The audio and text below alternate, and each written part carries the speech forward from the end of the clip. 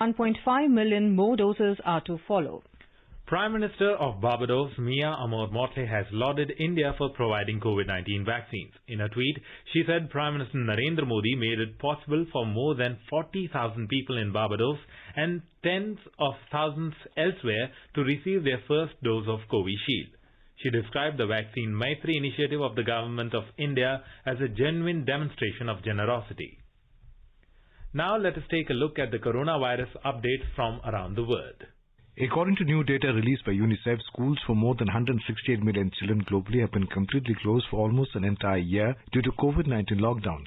Furthermore, around 214 million children globally have missed more than 3/4 of the in-person learning. UNICEF Executive Director Henrietta Fore said school closures have devastating consequences for children's learning and well-being. She added that the world cannot afford to move into year 2 of limited or even no in-school learning for these children. She urged that no effort should be spared to keep schools open or prioritize them in reopening plans. The European Medicines Agency EMA has started a rolling review of Russia's COVID vaccine, Sputnik V. In a statement on Thursday, the EU Drug Regulation EMA will assess Sputnik V's compliance with EU standards for effectiveness, safety and quality. A rolling review is a regulatory tool used to speed up the assessment of a promising medicine during a public health emergency. President of the United States Joe Biden on Wednesday strongly criticized the decision taken in the series of Texas and Mississippi to dispense with the mask-wearing mandates. On Tuesday, Governor of Texas Greg Abbott had announced a sweeping rollback of coronavirus restrictions. In Switzerland, the Swiss government has said a referendum would be held in June on the legality of government's powers to order lockdowns. China will donate 10 lakh vaccines to Maldives. Foreign Minister of Maldives, Mr. Abdullah Shahid, confirmed the decision by China after meeting with China's envoy to the Maldives, Zhang Lizong, through a tweet. In Germany, Chancellor Angela Merkel announced an extension of the lockdown in the country till at least the 28th of March. Speaking at a press conference on Wednesday, Ms. Merkel also laid out a plan to relax COVID-19 restrictions, including conditions to reopen businesses. Meanwhile, Germany's regulatory authority has approved the use of AstraZeneca's COVID vaccine on people above 65 years of age. Brazilian city of Sao Paulo entered a state of lockdown as Brazil set a daily record for COVID-19 deaths for the second straight day on Wednesday. Abhishek Mukhopadhyay for World News, All India Radio. This is All India Radio giving you the news. For quick news updates around the clock, follow us on Twitter at AIR News Alerts. 3 steps to stay protected and stay safe from COVID-19. Wear face mask, 2 gaz ki duri to maintain social distancing, maintain hand and face hygiene.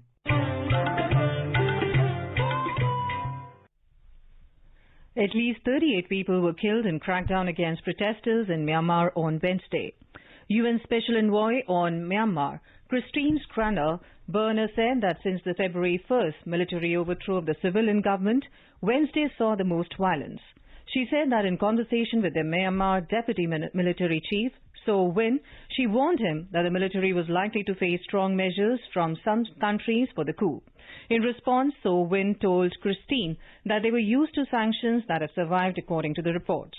The U.S. State Department spokesperson said that the U.S. is appalled by the increase in violence. वहीं Myanmar की सुरक्षा बलों की हिंसक झड़प के ऊपर America ने चिंता जताई है। अमेरिकी विदेश विभाग के प्रवक्ता नेड प्राइस ने म्यांमार के अधिकारियों से एसोसिएटेड प्रेस के एक पत्रकार और मीडिया के अन्य 5 सदस्यों को तुरंत रिहा करने के लिए कहा, जिन्हें हिंसक झड़प के दौरान हिरासत में ले लिया गया। सैन्य शासन ने इन लोगों पर सार्वजनिक आदेश कानून का उल्लंघन करने का आरोप लगाते हुए हिरासत में ले लिया था।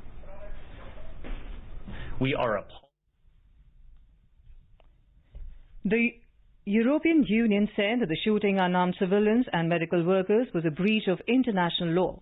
Reports of protests from several towns across Myanmar, including Naypyidaw and Mandalay, are coming on Thursday morning. Prime Minister of Pakistan, Imran Khan, has announced that he will seek a confidence vote in the National Assembly on the 6th of March. The National Assembly is the lower house of the parliament in Pakistan. In a televised address to the nation, Pakistan's Prime Minister stated that money had been used to influence Senate elections for the past 30 to 40 years, adding that it posed a challenge to the country. The development comes in the wake of current Finance Minister of Pakistan getting defeated in the Senate elections on Wednesday.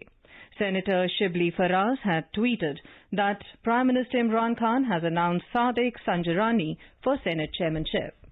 The 193-member UN General Assembly has unanimously adopted the resolution sponsored by India declaring 2023 as the International Year of Millets. The resolution titled International Year of Millets 2023 is aimed at raising awareness about the health benefits of the grain. The resolution was initiated by India with Bangladesh, Kenya, Nepal, Nigeria, Russia and Senegal and was co-sponsored by over 70 nations.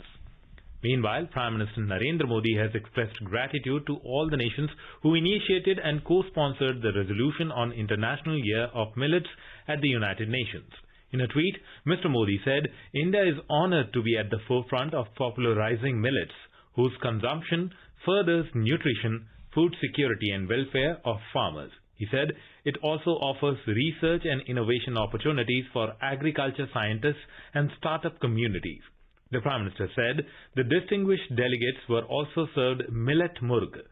Mr. Modi said and urged everyone to try the snack. India's permanent representative to the UN Ambassador T.S. Tirumurthy said it is a big step to promote nutritional and ecological benefits of millets to the world as a key component of food basket and effect policy changes.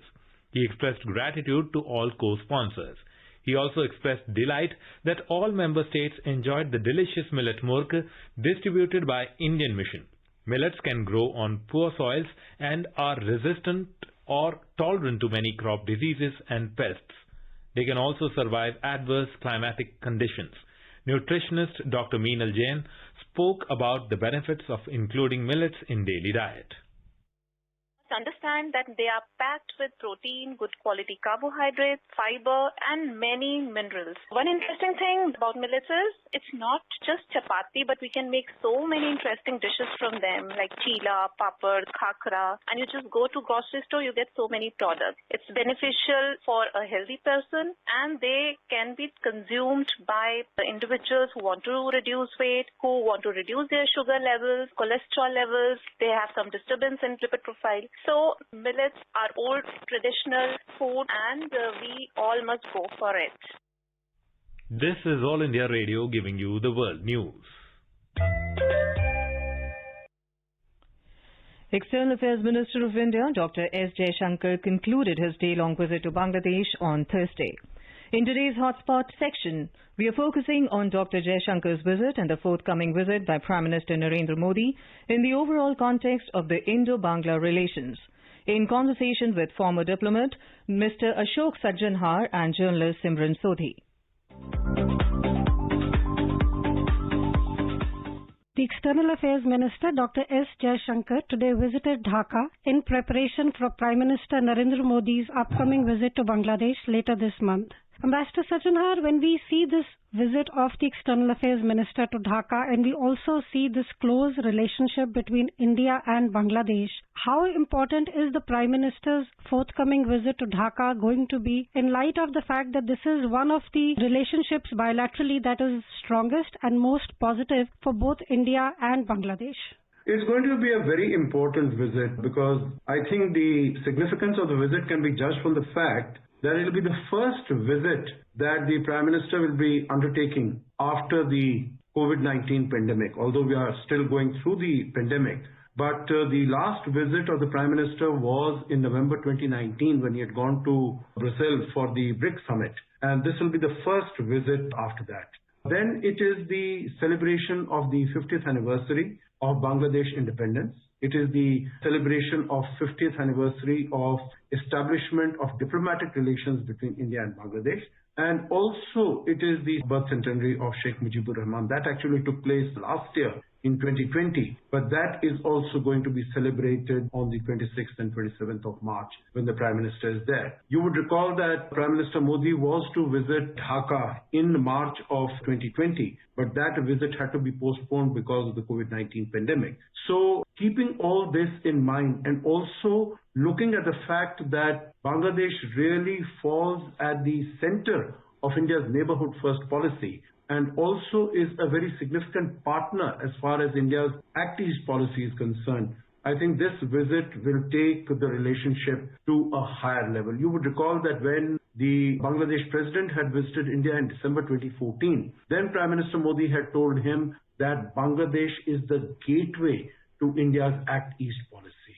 And Prime Minister Modi's visit to Bangladesh in June 2015 was a very significant one. And this visit coming after about 6 years of that is going to impart a huge impetus to bilateral ties. The largest number of vaccines shipped by India to any foreign country so far, 9 million, has been to Bangladesh. This is the Foreign Minister's statement in Dhaka. How do you see this vaccine diplomacy, which has played for India very positively, very strongly globally, but also being this positive factor when it comes to, as you said, India's neighborhood first policy, and specifically with the country like Dhaka, where we have gifted it, where the commercial supply is ongoing? How important do you think are acts like this which bring two nations together? You make a very important point. I would like to term it, rather than terming it as vaccine diplomacy, I would term it as vaccine Maitri initiative. So, vaccine friendship, because it strengthens the partnership, it strengthens the strategic relations that India has with a large number of countries. And you're very right, 9 million doses of the COVID-19 vaccine have been given to Bangladesh. This is 25% of the total quantity of vaccines that has been exported by India. You would also recall that India had supplied as grant 2 million doses of vaccine to Bangladesh on the 21st of January. We started our own vaccination on the 16th of January, and within less than a week, we had transported 2 million vaccines to Bangladesh as grant, and after that 7 million have been taken by Bangladesh on commercial terms. So this is very significant. I think it sends out a very strong message. I think this was a message that had been given, you would recall, by the Prime Minister when he had organized the meeting of leaders of the SAARC heads of government on the 15th of March last year, that India's vaccine strength will be shared with all our neighbors. And he had said that they will have the first right on India's vaccines that are produced by India. And as we know that more than 60% of the global vaccines are produced in India. And even as far as the COVID-19 vaccines are concerned, we have two of them. One is the Oxford AstraZeneca, that is the Covishield, and the Covaxin. So these are being supplied all over the world. They are helping not only to bring good health to people, particularly as far as developing countries are concerned, but also strengthening India's soft power and strengthening India's strategic ties with countries as far away as Morocco, Dominican Republic, Brazil, and to the Far East Pacific island nations. Ambassador Sachinhar, when we talk of India-Bangladesh relations, or generally when we discuss India's neighborhood first policy, we've also seen a trend in the last few years and in the last 1 decade, if I was to say, of China's attempts to increase its footprint in the neighborhood, as we say. And we have seen that China has also made these overtures towards Dhaka with its soft loans, trying to woo Dhaka to take a more pro-China line. Do you feel, one, that India has anything to worry when it comes to Bangladesh-China relations, or do you feel that this is something which gets overplayed by a lot of us and that India-Bangladesh ties stand on their own and the China factor is maybe something we need to a little concerned about but not be overly concerned about? There is definitely cause for anxiety. We need to be watchful about it. But I don't think we need to be constantly looking over our shoulders to see what China is doing. You see, China has deep pockets. China has huge foreign exchange reserves of more than $4 trillion. So it can try to give loans to countries, not grants, loans, and then try to win their affection or promote good relations with them. But as far as India is concerned, we have the longest land boundary with Bangladesh, more than 4,000 kilometers. We have cultural, we have historical, we have civilizational links with Bangladesh. I think none of this can be equaled by any country, let alone China, because China is very short on soft power. So I think we have our strengths. We should play to our strengths. And I think this is exactly what we have been doing over the last several years in terms of making projects, whether it is in the area of, for instance, we have provided 3 lines of credit totaling more than $8 billion over the last 4 or 5 years. And they have basically been focused on building infrastructure, developing infrastructure in terms of roads, railways, shipping ports. Last time the virtual summit was organized between Prime Minister Modi and Sheikh Hasina on 17 December last year, 2020. This was just after the celebration of the victory by Bangladesh on 16th of December. Then there were a large number of projects that were put online. For instance, the Haldibari-Chilahati rail link was inaugurated at that time. That means 5 of the 6 railway links between India and Bangladesh, which used to exist before the 1965 war, they have been put into operation. There are so many bus services that have been put into operation. Even during the time of COVID, we have made sure that the transportation of cargo to begin with, but later on there'll also be passenger trains running from West Bengal through Bangladesh to northeast of India. So I think we are engaging initiatives in projects which are beneficial for both countries in every sphere, whether it is infrastructure, whether it is trade, whether it is security, whether it is defense, or it is culture. For instance, as far as culture is concerned, there is a film on Bangabandhu Sheikh Mujibur Rahman that is going to be created by Sham Benegal. There is an exhibition on Bapu and Bangabandhu that is being organized. So there is a huge reservoir of activities and projects that both countries are doing together and can do together. The last word on this, I will say, I think the template of this, you're very right when you say that relations over the last maybe a little more than a decade, because when Sheikh Hasina came to power in 2009, after that our relations have started growing. But I think they have got a special impetus after 2014 when Prime Minister Modi came. And because the Indian Parliament was persuaded to pass the land boundary agreement, or what is known as the Indira Mujib Accord, unanimously by consensus, I think that sent out a very strong message to Bangladesh that the government of Prime Minister Modi is truly interested in strengthening bilateral ties and strengthening bilateral strategic partnership between the two countries. Ambassador Sachinhar, as you pointed out about the land boundary agreement and the historic message it has sent out to Bangladesh and how it has brought India and Bangladesh together, do you feel that the Pista water agreement, which we see has been in discussion for a while, and there seem to be a range of issues or a range of complexities as some people have put it across, do you feel that the Pista water is something that needs to be sorted out, that is still an issue between India and Dhaka? And do you feel optimistic that in the coming maybe few months or in the coming few years, we will see an agreement reached on Pista water agreement, because that will also strengthen the India-Bangladesh ties historically to a new level? I think if we are able to solve the Pista sharing water issue, that will provide further strong impetus to strengthening bilateral relations.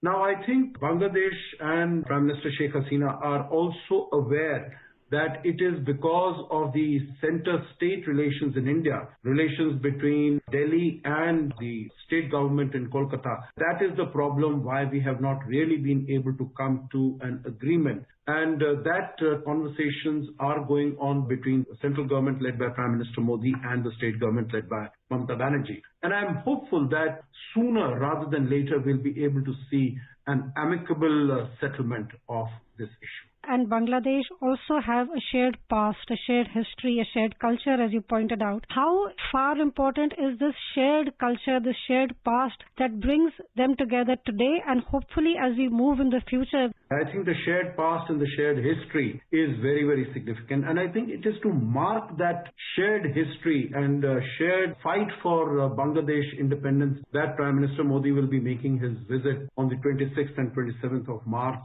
to Dhaka. You would recall that 122-member contingent from Bangladesh Army, Navy and Air Force participated in our Republic Day celebrations. And that was an indication of the very shared feelings of partnership between the two countries. Also, an Indian contingent had participated in the victory parade in Dhaka on the 16th of December last year. So I think culturally shared history, if you recall on the 17th of December, when the virtual summit between Prime Minister Modi and Sheikh Hasina took place, then Sheikh Hasina referred to the 3 million people who had been killed, the genocide that had been committed at the time of Bangladesh's independence. And she paid very warm tributes to those soldiers of the Indian Army who had sacrificed their lives to fight for Bangladesh independence. So I think this part of Bangladesh's history, liberation, struggle is very rife and very much alive in the minds and thoughts of the Bangladesh leadership and the people. And I think it is very essential that it should be retained, and we should continue to nurture it so that this continues to guide us in taking partnership to newer heights.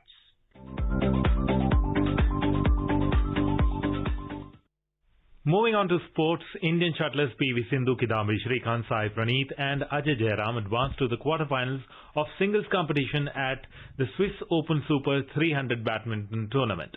Reigning women's world champion Sindhu cruised into the last 8 with a straight games win 21-13, 21-14 over USA's Iris Wang, while Jairam stunned Swiss third seed Rasmus Gemke 21-18, 17-21, 21-13 to reach the quarterfinals. World Championships bronze medalist Sai Praneeth beat Spain's Pablo Abian 21-12, 21-17, while Kidambi Shrikant defeated Francis Thomas Rouxel 21-10, 14-21, 21-14 to enter the quarterfinals. Indian mixed doubles pair of Satvik Sairaj Rangireddy and Ashwini Ponnappa also progressed to the quarterfinals. However, Saina Nehwal, Parupalli Kashyap and Saurabh Verma have crashed out of the tournament. In cricket, India were 24 for 1 in their first innings at stumps on day 1 of the fourth and final test match against England at Narendra Modi Stadium in Ahmedabad. A quick look at the headlines once again. External Affairs Minister of India Dr. S. Jaishankar visits Dhaka, says Bangladesh is central to India's neighbourhood first policy. UN General Assembly adopts India's resolution to declare 2023 as International Year of Millets. India commemorates Chabahar Day to mark the role and importance of Chabahar Port. Ministers from Afghanistan, Armenia, Iran, Kazakhstan, Russia and Uzbekistan participate in the virtual event. United States reaffirms its commitment to the Indo-US Global Strategic Partnership. First tranche of 5 lakh doses of Covishield vaccine from the Serum Institute of India reaches Canada. Indian shuttlers PV Sindhu, Kidambi Shrikant, Sai Praneeth and Ajay Jairam enter the quarterfinals of Swiss Open Badminton Tournament. And in cricket, India were 24 for 1 in their first innings at stumps in response to 205 by England on the opening day of the 4th test at Ahmedabad. And with that, we end this bulletin. See you at the same time tomorrow with the next edition of World News.